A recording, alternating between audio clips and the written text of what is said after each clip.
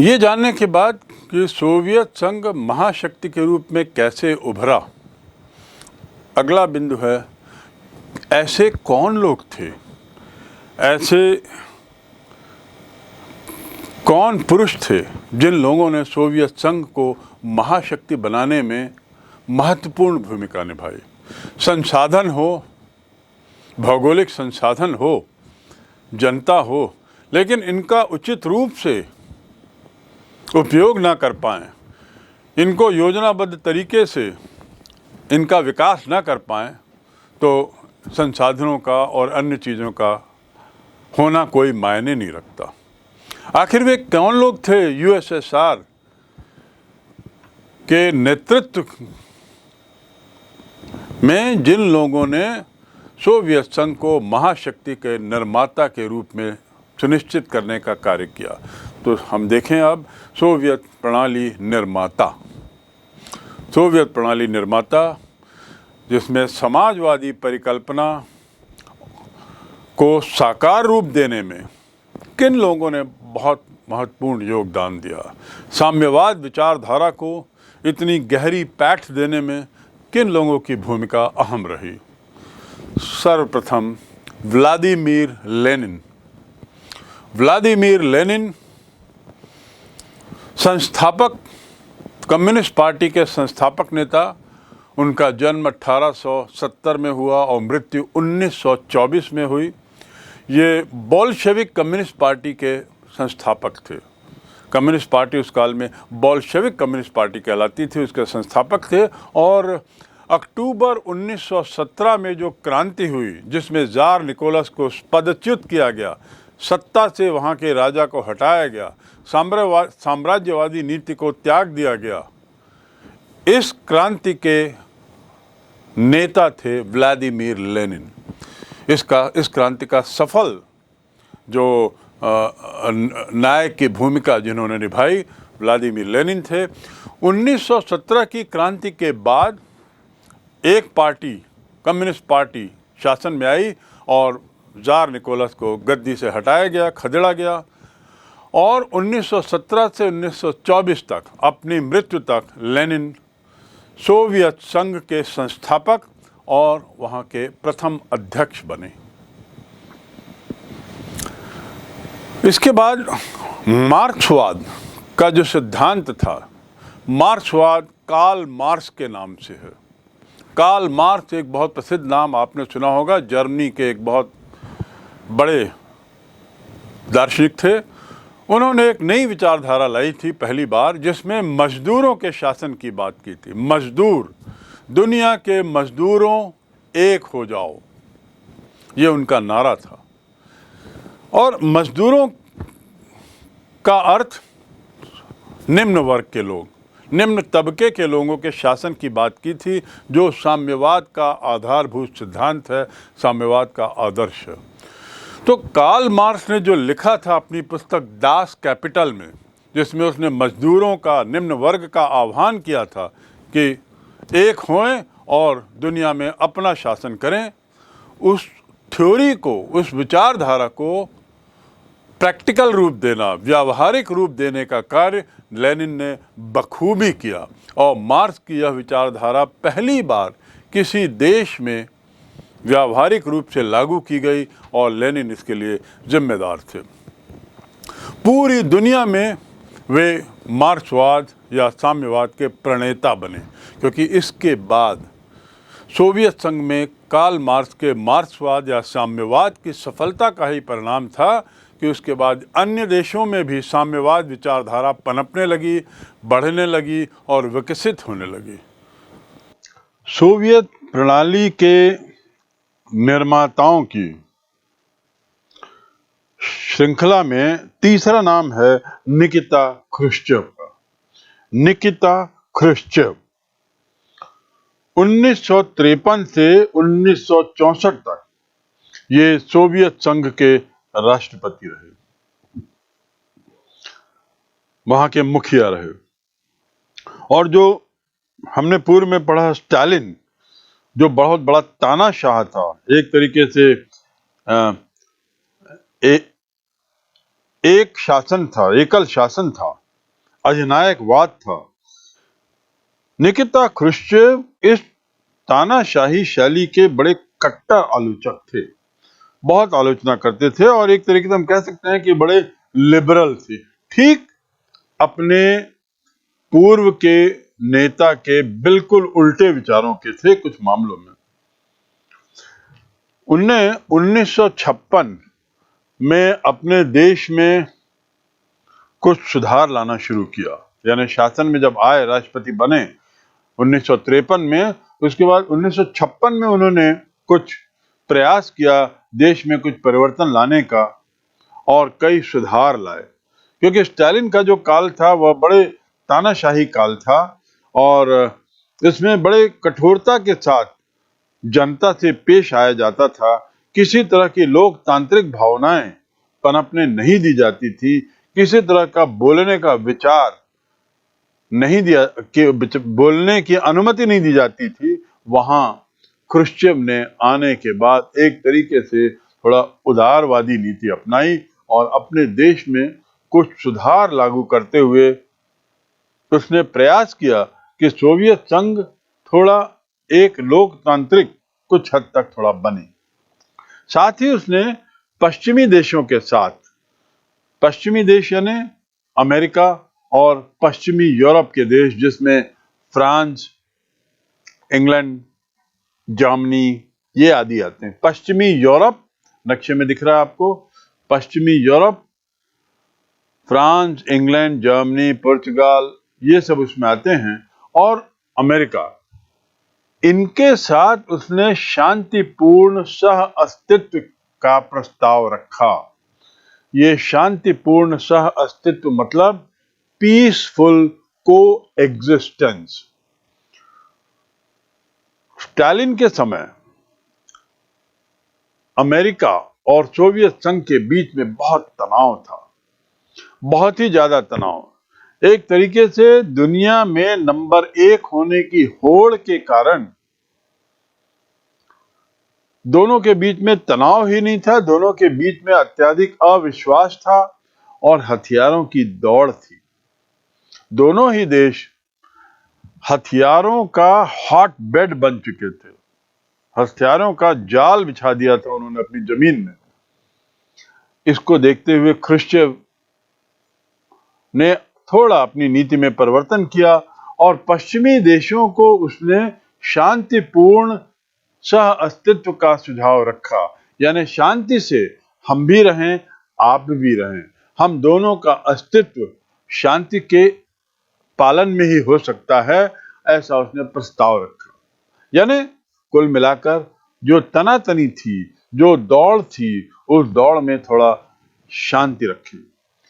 Cuba संकट जो बड़ा प्रसिद्ध, एक बहुत प्रसिद्ध घटना है उस काल की, जिसे आपने शीत युद्ध का दौर इसके पूर्व के अध्याय में पढ़ा होगा।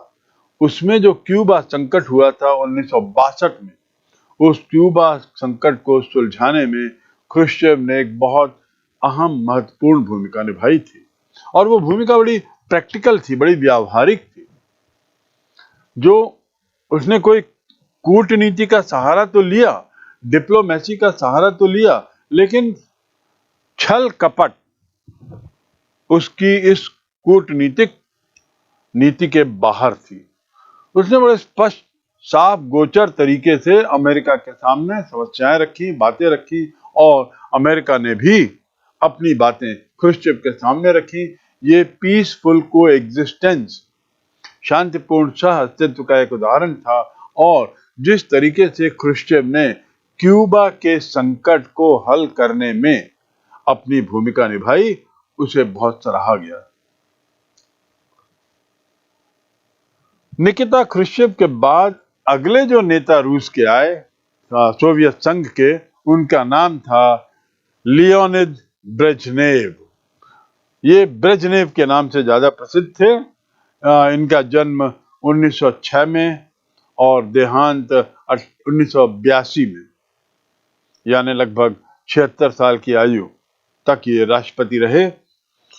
1964 से 82 तक सोवियत संघ के राष्ट्रपति रहे लियोनिद ब्रेजनेव। बहुत बड़ा लंबा काल निकाला। स्टालिन की डेथ 53 में हुई।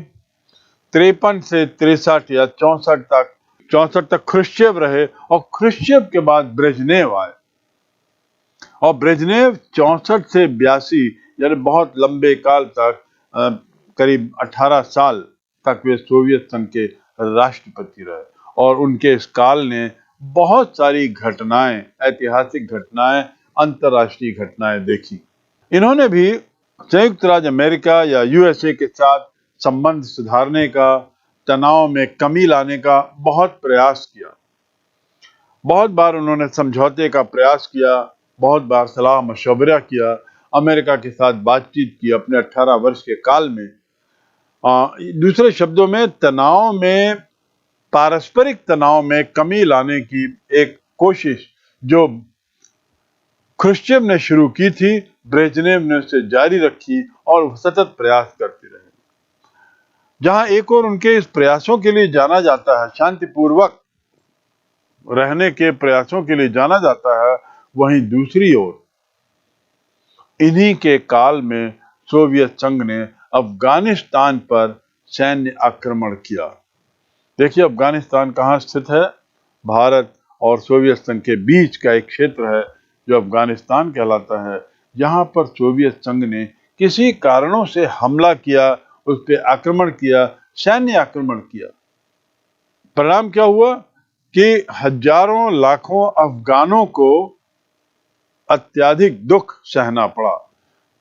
हजारों अफगानों की मौत हुई, हजारों भवन, सड़कें अफगानिस्तान की टूट गई और अफगानिस्तान एक तरीके से तहस नहस हो गया। अफगानिस्तान भारत का पड़ोसी देश है, इसलिए भारत के लिए यह घटना बड़े अहम मुद्दे की थी, क्योंकि अंतरराष्ट्रीय राजनीति में भारत के लिए यह एक कठिन समय था कि वह रूस को अफगानिस्तान के मामले में, रूस यानी सोवियत संघ को अफगानिस्तान के मामले में समर्थन दे या ना दे।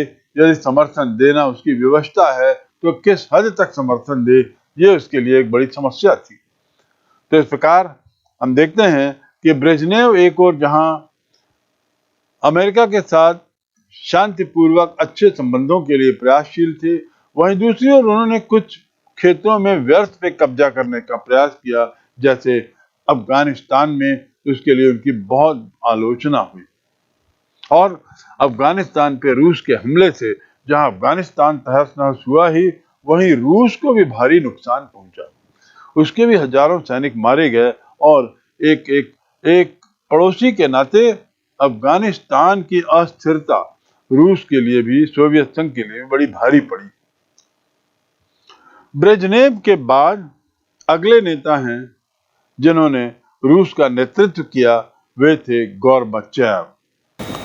निर्माताओं की श्रेणी में चौथे जिस व्यक्ति का नाम है, अगले व्यक्ति का नाम वह है मिखाइल गोर्बाचेव।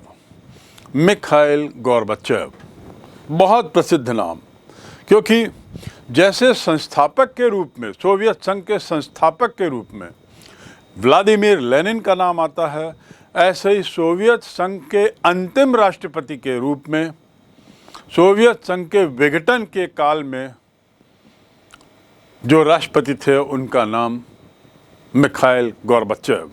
1931 में इनका जन्म हुआ था और यूएसएसआर के यानी सोवियत संघ के अंतिम राष्ट्रपति थे।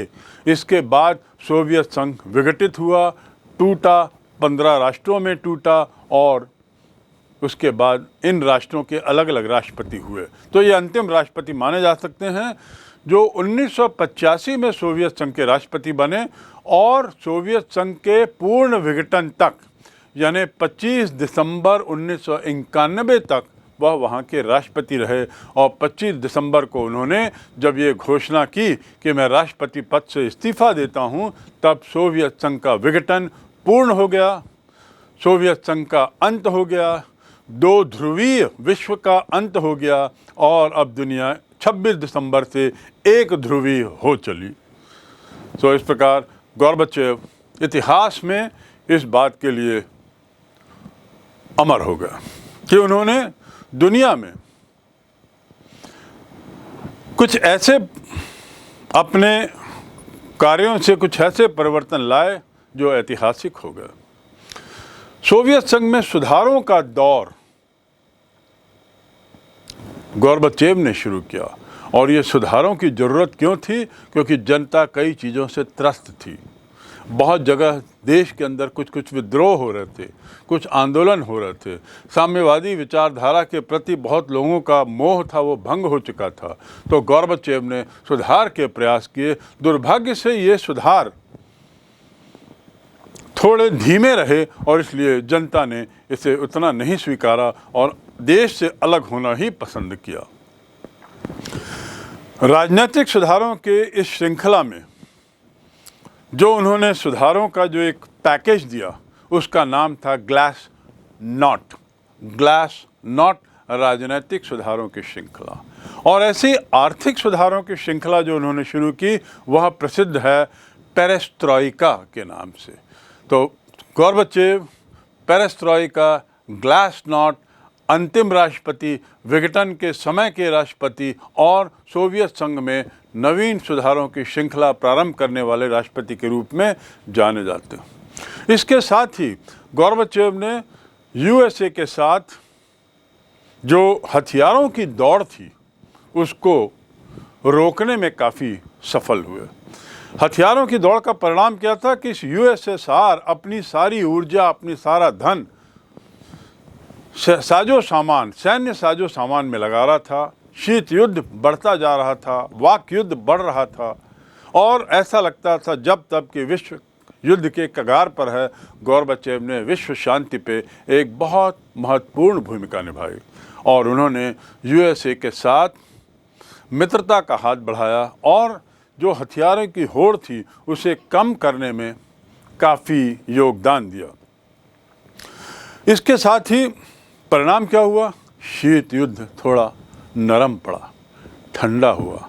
जो वाक युद्ध की जो तीव्रता थी उसमें थोड़ी मिठास आई और इन सब को कम करने के कारण उन्हें याद किया जाता है।